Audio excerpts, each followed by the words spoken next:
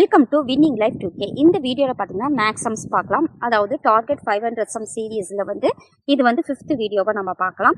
பாருங்கள், ஒவ்வொரு வீடியோலையும் 5 சம்ஸ் நம்ம பார்க்குறோம். நீங்கள் இதை ஃபாலோ பண்ணிக்கோங்க, ரொம்ப பயனுள்ளதாக இருக்கும். வாங்க பார்க்கலாம். இப்போ 21th சம் பாருங்கள். 2 எண்களின் விகிதங்கள் 3:4. அவ்வெண்களின் HCF மீ பெரு பொது காரணி 4.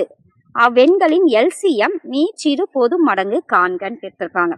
இப்படி விகிதங்கள் கொடுத்தாச்சு, HCF கொடுத்தாச்சு, LCM கேட்குறாங்க அப்படின்னா அப்போ 3:4 நம்ம எடுத்துக்கிறோம். HCF கொடுத்தா அந்த நம்பரோட இப்போ ரேஷியோ கொடுத்துருக்காங்களே அதோட ஒவ்வொரு ரேஷியோலையும் ஒவ்வொரு நம்பர்லையும் இந்த HCF பெருக்கிக்கணும். அப்போ அதுதான் எண்கள். அப்போ எண்கள் 3 into 4, அடுத்த /4 இருக்கு இல்லைங்களா, அப்போ 4 into 4, அப்போ மல்டிப்ளை பண்ணால் 3 4s are 12, 4 4s are 16. இதுதான் அந்த எண்கள்.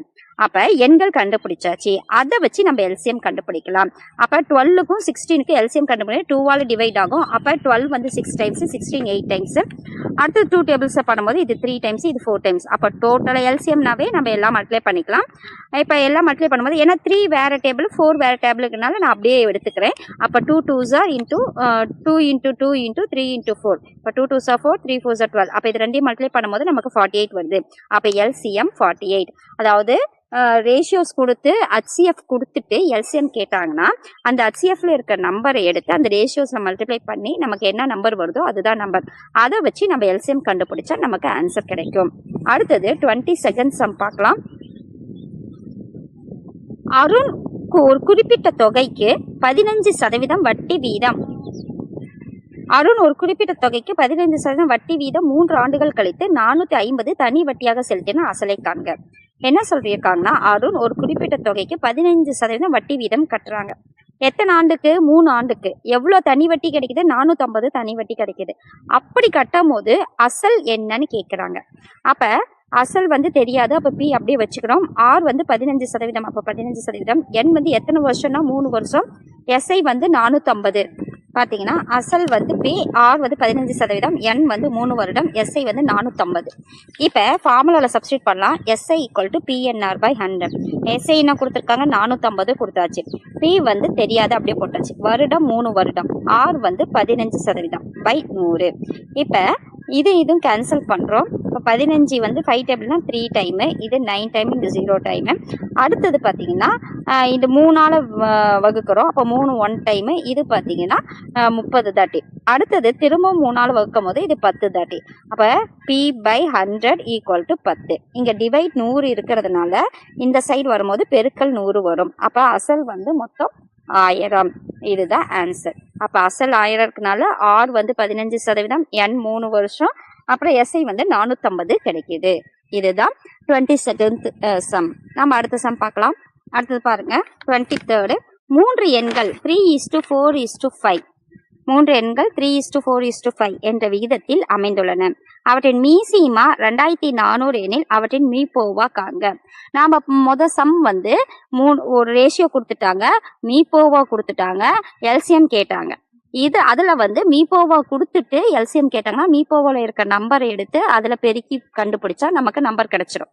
ஆனால் இங்கே LCM கொடுத்துருக்காங்க, மீப்போவா கேட்டாங்கன்னா அந்த நம்பர் இருக்குங்களா 3 4 5. அப்போ 3 × 4 × 5 × X = 2400 நம்ம எடுத்துக்கணும். அப்போ இந்த ரேஷியோவில் இருக்க நம்பரை பெருக்குன்னா எக்ஸோட நமக்கு LCM கிடைக்குங்கிற மாதிரி நீங்கள் எழுதிக்கணும். இதை மட்டும் கொஞ்சம் ஞாபகம் வச்சுட்டா நீங்கள் உங்களுக்கு ஈஸியாக இருக்கும். அப்போ 3 டேபிளை கேன்சல் பண்ணும்போது இது 800. அடுத்தது 4ஆல் கேன்சல் பண்ணும்போது இது 200. அப்போ மீதி 5x இருக்குது. 5x = 200. அப்போ 5ஆல் கேன்சல் பண்ணும்போது இது 40. அப்போ எக்ஸோட வேல்யூ 40. இங்கே என்ன கேட்குறாங்கன்னா இதுதான் மீப்போவோட ஆன்சர். நம்ம அந்த எக்ஸோட வேல்யூ கண்டுபிடிச்சாவே அதுதான் மீப்போவா. அடுத்தது பாருங்க 24th சம் பாருங்க. 6000 அசலானது 4 ஆண்டுகள் தனி வட்டியுடன் சேர்ந்து 7200 தொகையாக அதிகரிக்கிறது எனில் தனி வட்டிக்கான சதவீதம். அதாவது அசல் 6000.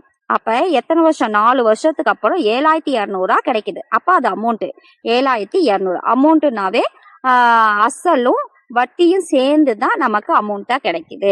அப்போ எஸ்ஐ எவ்வளவா இருக்கும்? அப்போ அமௌண்ட்லேருந்து பிரின்சிபலை மைனஸ் பண்ணால் நமக்கு எஸ்ஐ கிடைக்கும். அப்போ 7200லேருந்து 6000 கழிச்சா 1200 கிடைக்குது. அப்போ எஸ்ஐ வேல்யூ 1200. அப்போ எத்தனை வருஷம்? n = 4 வருஷம். அப்போ வந்து நம்ம என்ன கண்டுபிடிக்கிறோம்? தனி வட்டி சதவீதத்தை கண்டுபிடிக்கிறோம். அப்போ எஸ்ஐ = PNR/100. அப்போ PNR/100 இருக்கும் போது பாருங்க 1200 எஸ்ஐ எவ்வளவு? 1200 = அசல் வந்து 6000 × 4 × 6/100. இந்த 2 0 கேன்சல் ஆயிடுது. அடுத்தது பாருங்க இந்த ஒரு 0 கேன்சல் ஆயிடுது. மீதி 120 = 6 × 4 × 6. அப்போ 4ஆல் வகுக்கும்போது இது 1 தாட்டி, இது 30 தாட்டி. அப்போ திரும்பவும் வந்து 6th டேபிள் டிவைட் பண்ணும்போது இது 1 டைம், இது 5 டைம். அப்போ R = 5%. அப்போ அசல் கொடுத்துட்டு அமௌண்ட் கொடுத்துட்டு வருடம் மட்டும் கொடுத்துட்டு வட்டி கேட்டாங்கன்னா நம்ம ஃபர்ஸ்ட் வந்து அமௌண்ட்லேருந்து அசலை கழிச்சிட்டு நம்ம வட்டியை நம்ம கண்டுபிடிச்சிட்டு இதை சப்ஸ்டியூட் பண்ணி நம்ம ஆன்சர் கண்டுபிடிக்கணும். அடுத்தது பாருங்க 25th சம். இந்த வீடியோக்கான லாஸ்ட் சம். பின்வரும் வரிசையில் தனிப்பட்ட எண்ணை தேர்வு செய்கன்னு கொடுத்துருக்காங்க. 6, 11, 21, 41, 81, 171, 321, 641 இருக்கு. இப்போ இதுக்குள்ள ஒரு வித்தியாசம் 5. அப்புறம் இது பார்த்தீங்கன்னா 10. இது வந்து வித்தியாசம் பார்த்தீங்கன்னா 20. இதுக்கு 40. அப்போ 5 டபுள் மடங்கு 10, இதோட டபுள் மடங்கு 20, இதோட டபுள் மடங்கு 40, இதோட டபுள் மடங்கு 80. இப்படி கூட்டிக்கிட்டே போகிறோம். அப்படி கூட்டிக்கிட்டே போகும்போது இந்த இடத்துல 161 வரணும். அப்படி 161 இல்லாமல் 171 இருக்கு. அப்போ இதுதான் வேறுபட்ட எண். இதுல இருந்து பாருங்க 161 கூட்டினா நமக்கு 160 கூட்டும் போது 321 வரும். அதே 321ஓட 320 கூட்டினா 641. அப்ப வேறுபட்ட எண் வந்து 171. இதுதான். கண்டிப்பா வந்து உங்களுக்கு பயனுள்ளதா இருக்கும்னு நினைக்கிறேன். ஃபாலோ பண்ணிக்கோங்க. நன்றி.